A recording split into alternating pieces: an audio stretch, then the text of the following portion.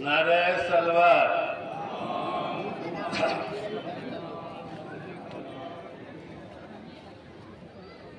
औज़ु बिल्लाहि मिनश शैतानिर रजीम। बिस्मिल्लाहिर रहमानिर रहीम। रब्बि इश्रह ली सदरी व यस्सिर ली अमरी वहलुल उक़दतम मिन लिसानी यफ़क़हू क़ौली।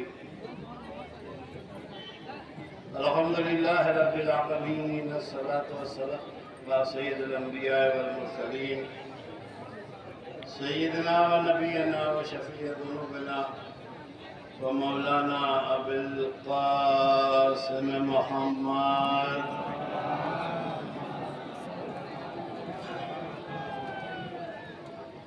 व आलिहि तय्यबीन अत्ताहिरीन अल-मासूमीन।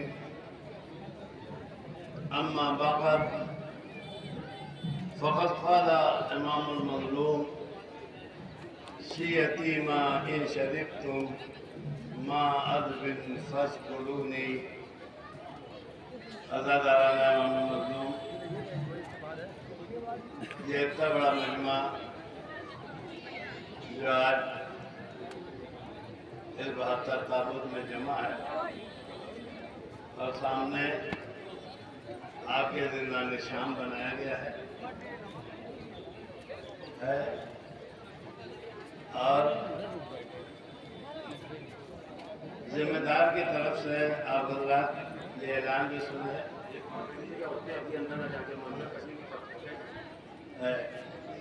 मर्द हज़रात बहरहाल उनको अंदर जाने की इजाज़त नहीं है, सिर्फ अंदर जाने की इजाज़त औरतों की है। लेकिन अपनी माँओं बहनों से अभी ये इल्तिमास है कि अभी अंदर न जाएं, बल्कि ये पर्दा खींच लें। अभी जब थोड़ी देर के बाद पर्दा हटाया जाएगा तो उसके बाद उस मंजर कशी के लिए आप ख़वातीन अंदर तशरीफ़ ले जाएं। बहरहाल मैं उस बहन का शुक्रगुजार हूँ जिसने मेरी बात पर लब्बैक कह के फ़ौरन जो है वो पर्दा खींच दिया। लिहाजा बहनों से गुजारिश है कि अभी थोड़ी देर के लिए अंदर न जाएं। तकरीर के तमाम होने के बाद सबको इजाज़त है, सिर्फ औरतों ही को इजाज़त होगी कि वो अंदर तशरीफ़ ले लें। अज़ादाराना इमाम मज़लूम इमाम हुसैन का ये शेर जो मैंने आपके सामने पढ़ा है, ये उस वक्त की याद दहानी है कि जब रोज़ आशूर ख़याम जला दिए गए, शैतानियों के तरफ से चादर छीन ली गई, माल व असबाब लूट लिया गया। ऐसे में रावी कहता है कि मैंने एक बच्ची को देखा जिसके दामन में आग लगी हुई थी। वो एक जलते हुए खैमे से निकल के मस्तल की तरफ दौड़ी। रावी कहता है कि मैंने सोचा कि इसके दामन की आग बुझा दूं, तो बच्ची ने ठहर के कहा, ऐ शेख, हम अहले बैत रसूल हैं, नामहरम हम तक नहीं आ सकता। ये कह के बच्ची मख्तर की तरफ दौड़ती चली जा रही थी और सिर्फ एक आवाज़ देती थी, ऐना अभी बाबा आप कहाँ हैं? आइए देखिए मेरे कुर्ते में आग लगी है, शिव ने मुझे माचे मारे हैं, मेरे कानों से गोशवारे छीन लिए गए हैं। चारों तरफ तारीखी थी, खूब का आलम था और बच्ची उसमें अपने बाबा को पुकार रही थी कि बाबा आप कहाँ हैं? कि इतने में एक कटी हुई गर्दन से आवाज़ आई, एलैया एलैया या बुनैया, ऐ मेरी लाल सकीना मेरे पास आ जा। जनाब सकीना दौड़ के अपने बाप की कुचली हुई मैयत से जाकर लिपट जाती है। रात की तारीकी में जब जनाब ज़ैनब सकीना को ढूंढने के लिए निकली और वहाँ पहुँची जहाँ जनाब सकीना थी, तो सकीना से मुलाकात के बाद ज़ैनब ने पूछा, बेटा सकीना, क्या तुम्हारे बाबा ने तुमसे कुछ कहा है? तो उस वक्त जनाब सकीना ने यही मैसेज दिया, जो मैसेज है वो जनाब ज़ैनब के लिए नहीं था, करबला वालों के लिए नहीं था, क़यामत तक हुसैन के मानने वालों के लिए था। हुसैन इब्न अली ने अपनी बच्ची से यह कहा था, शियती माँ इन शरिबतुम मा अज़बिन फ़ज़कुरूनी। ऐ बेटा सकीना, जब छूट के ज़िंदान शाम से वतन जाना तो मेरे शियों से कह देना कि जब ठंडा पानी पिए तो मेरी प्यास को याद कर लें। اور یہ ضرور کہہ دینا کہ اس وقت کو یاد کر لیں کہ جب میں اپنے 6 مہینے کے اصغر کے لیے پانی طلب کر رہا تھا اور ظالموں نے پانی کے بدلے علی اصغر کے گلے پہ تیر چلا دیا۔ عزیزو، یہ میسج جناب سکینہ نے اپنی پھوپھی کو پہنچا کے 11 محرم کو یہ کارواں کربلا سے کوفے کی طرف گیا اور 19 محرم کو کوفے سے چل کے اس کے بعد یہ قافلہ جو ہے وہ سفر کے پہلے ہفتے میں شام تک پہنچا۔ شام کی سختیاں، شام کا بازار، شام کا دربار، ان مصائب کو برداشت کرنے کے بعد اہل حرم ایک مرتبہ دربار شام میں پہنچے تو تاریخ کہتی ہے کہ جناب سکینہ کبھی پنجوں کے بل کھڑی ہوتی تھی، کبھی سیدھی کھڑی ہوتی تھی۔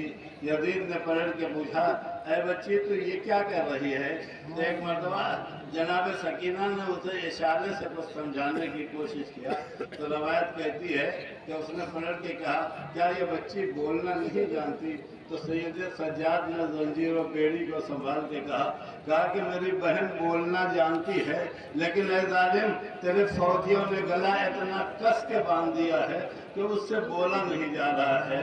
اجرکم اللہ۔ ہاں عزاداران امام مظلوم، دربار کی مصائب اور سختیوں کے بعد اہل حرم کو زندان میں بھیج دیا گیا اور زندان کے لیے ایک روایت ملتی ہے کہ زندان ایک ایسا خرابہ تھا جس خرابے کے لیے تاریخ میں ایک جملہ ملتا ہے، اہل حرم کو دن میں نہ دھوپ سے کہیں امان تھی، دن بھر انہیں دھوپ میں بیٹھنا پڑتا تھا اور رات میں انہیں جو ہے وہ اوچھ میں بیٹھنا پڑتا تھا۔ اس میں کوئی مکان نہیں تھا، صرف ایک خرابہ تھا جس کو ہم اور آپ اپنی زبان میں ایک باڑہ کہتے ہیں کہ جس میں جانوروں کو لا کے رکھا جاتا ہے، اس میں لا کے سیلانیوں کو رکھا گیا اور ایسی جگہ تھی جو گزرگاہ عوام تھی۔ لوگ اس راستے سے گزرتے تھے اور جب یہ منظر لوگ دیکھتے تھے تو پوچھتے تھے یہ کون سے مصیبت زدہ قیدی ہیں جنہیں لا کے اس حالت میں لا کے رکھا گیا ہے۔ عزیزو، تھوڑا سا کھانا آتا تھا، تھوڑا سا پانی آتا تھا جو نہ بچوں کے کھانے پینے کے لیے پورا ہوتا تھا۔ اسی لیے جب سید سجاد نے اپنی پھوپھی اماں سے پوچھا کہ پھوپھی اماں آپ بیٹھ کے نماز کیوں پڑھتی ہیں، تو جناب زینب نے کہا بیٹا جو کھانا اور پانی آتا ہے اتنا کم ہوتا ہے کہ میں اسے اطفال حسینی کو کھلا دیتی ہوں اور خود پانی پی کے جو ہے بھوکھی رہ جاتی ہوں، اب جس میں اتنی طاقت نہیں پائی جاتی۔ عزیزو، اب یہ کھلا ہوا میدان ہے جس میں دھوپ ہے اور بیویاں جو ہے کسی دیوار اور کسی خرابے کے سائے میں آ کے بیٹھ جاتی تھی۔ روایت کی فقرہ ہے کہ جب شام کے وقت پرندے جو ہے وہ اڑتے ہوئے اپنے گھونسلوں کی طرف جاتے تھے تو جناب سکینہ اپنی پھوپھی اماں سے پوچھتی تھی، پھوپھی اماں یہ پرندے کہاں جا رہے ہیں؟ تو جناب زینب کہتی تھی بیٹا یہ پرندے اپنے گھروں کو جا رہے ہیں۔ تو جیسے یہ سنتی تھی کہ یہ پرندے اپنے گھروں کو جا رہے ہیں، روایت کہتی ہے کہ جناب سکینہ تڑپ کے کہتی تھی پھوپھی اماں بتائیے کیا ہمیں بھی وطن جانا نصیب ہوگا یا ہم اسی زندان میں جو ہے اس دنیا سے چلے جائیں گے؟ ان مصائب کو برداشت کرتے کرتے راوی لکھتا ہے کہ ایک وقت ایسا آیا کہ سختی، دھوپ اور گرمی، میں تو اکثر اس وقت آج کے دنوں میں اکثر یہ سوچا کرتا ہوں کہ صرف آج دھوپ نکل آئی تو اتنی گرمی ہو رہی ہے کہ اپنے کمروں میں رہا نہیں جا رہا ہے۔ اگر آپ نے اس گرمی کو محسوس کیا ہے تو تھوڑی دیر زندان شام میں چلیے، جہاں جو ہے نہ کسی طرح کی کوئی ہوا کا انتظام ہے نہ سائے کا انتظام ہے، وہاں اہل حرم کیسے بیٹھے رہتے ہوں گے۔ اور یہی وہ سختی تھی کہ تاریخ کہتی ہے کہ ایک دن جناب سکینہ نے اپنے بابا کو خواب میں دیکھا کہ بابا تشریف لے آئے ہیں، اور اس کی وجہ روایت میں یہ ملتی ہے کہ جناب سکینہ اکثر اپنے بابا کو یاد کر کے اور خود ہی اپنے مصائب بیان کرتی تھی۔ ایک دن ایسا آیا کہ جب جناب سکینہ اپنے بابا کو یاد کر رہی تھی کہ اچانک वो जगह जहाँ सर हुसैन रखा हुआ था वो तश्ते तिला से निकल के उसके बाद छत पे जाके टकरा गया।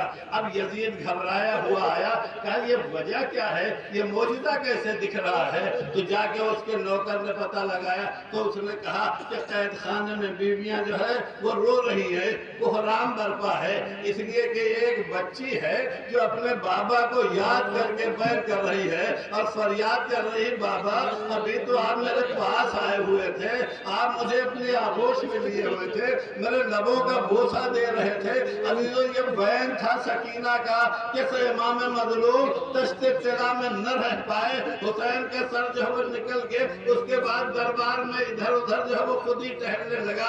रावी कहता है कि जैसे ही मैंने जाके बताया कि वहाँ के हालात ये है तो यजीद ने कहा कि हुसैन का सर जिंदान में लेके जाओ और जाके उस बच्ची को दे दो। रवायत कहती जैसे ही सर आया जनाब सकीना ने बढ़ के आगे से जो है वो बाबा का सर लिया और सर लेने के बाद तड़प के कहती है, बाबा आप कहाँ चले गए थे, आपने जो गोशवारे पिलाए थे वो जालिमों ने छीन लिए हैं, बाबा जरा देखिए कि मेरे रुखसार जो है वो नीले हो गए हैं, इतने तमाचे मारे गए हैं कि रुखसार जख्मी है। और ये कहते कहते तड़प के कहती है कि बाबा आप तो जानते हैं मेरी पुष्प तादियाने लगाए गए। अजरकुमुल्लाह, ये कहते कहते एक मर्तबा जनाब सकीना खामोश होती हैं। अब जो थोड़ी देर के बाद जनाब ज़ैनब ने शाना पकड़ के हिलाया तो रावी कहता है कि अब रूह जन्नत को बर्बाद कर चुकी थी। अजीजों, इस मंजर का देखना था कि एक मर्तबा गस्साला बुलाई गई, कफन का इंतजाम किया गया और वह इंतजाम कहीं बाहर से नहीं हुआ था। जनाब सकीना को सैयद सज्जाद ने कहा कि हम अपनी बहन को उन्हीं कपड़ों में दफन करेंगे जो पहने हुए हैं हमारी बहन। अजीजों, अब इस आलम में मैं अक्सर जब ये तकरीर करता हूँ तो एक फिक्रा कहा करता हूँ, जनाब सकीना की प्यास का आलम ये था कि हुक्मा ने जो प्यास के बारे में लिखा है, जब किसी इंसान की प्यास बढ़ती है तो पहला असर जो है वो उसके जो है वो होठों के ऊपर होता है, और जब होठ से असर आगे बढ़ता है प्यास का तो जबान खुश्क हो जाती है, जब और कोई प्यासा होता है तो लुआब दहन खुश्क हो जाता है, और जब उससे भी ज्यादा कोई प्यासा होता है तो जिगर कबाब होने लगता है। ऐसे आलम में अब अगर उसके बाद भी पानी न मिले तो उसका असर यह होता है कि जिस्म से खून सूखना शुरू होता है, अगर उसके बाद भी पानी न मिले तो फिर जो है वो गोश्त सूखना शुरू हो जाता है, उसके बाद भी पानी न मिले तो हड्डियां आपस में अकड़ना शुरू करती है, और अगर उसके बाद भी प्यास से पानी न मिले तो हड्डियों के अंदर का जो है वो गूदा सूखना शुरू कर देता है। और जब किसी की प्यास इस आलम तक पहुंच जाए तो अब इस प्यास की वजह से जो तकलीफ पैदा होती है वो तकलीफ लाइलाज होती है। हुक्मा कहते हैं अगर आप चाहते हैं कि ऐसे मरीज को थोड़ा सा शिफा मिल जाए, थोड़ा सा आराम मिल जाए, तो कोई दवा काम न करेगी, उसे एक ऐसी भीगी जमीन पे लिटा दो कि उस तर जमीन की वजह से उसे आराम मिल जाएगा। अजीजों, जब ये जुमला मैंने पढ़ा और तैने जब जनाब सकीना के जुमलों को सुना कि बीवी अपने भाई से कहती है भैया मुझे तर जमीन पे दफन करना, इसलिए कि सकीना जानती थी अब इसके बाद मुझे कहीं सुकून मिलने वाला नहीं है। अल्लाह खुदा किसी गम में न रुलाए, सवाए गम सैयद शुहदा है। बस मेरे पास अब टाइम नहीं है, सिर्फ 2-3 मिनट का वक्त है, लिहाजा एक जुमला सुन ले।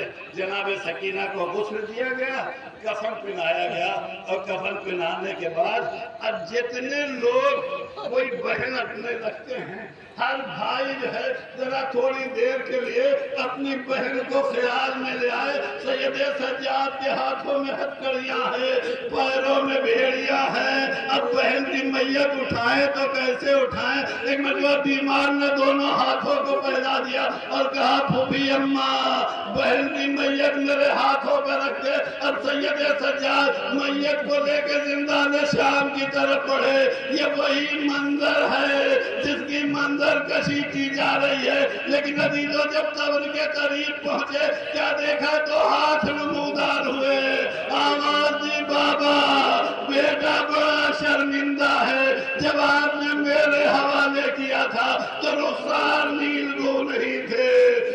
रश्मिदार नहीं थी, लेकिन जब मैं बहन को दे रहा हूँ तो रुखसार टमाटरों के निशान से जख्मी है। आइए हजरात, तूफान जुल्म तेरा चेहरा धुआं धुआं है, तूफान जुल्म तुझसे टकरा गई सकीना, ऐ मौजम कैद खाने में कयामत हो गई, छोड़कर सबको सकीना जा मिली शब्बीर से। हिंदुस्तान की शहर से हटकर 12वीं सदी पे अंजुमन नफिया दरियाबाद, जिसका मलका है पूरी कायनात में उनके नफे गूंज रहे हैं। मैं उनके साहब ब्याज इमरान से गुजारिश कर रहा हूँ कि वो अपना तारीखी नफा पेश करें और उसके बाद दफने शोलाए करबला का मंजर।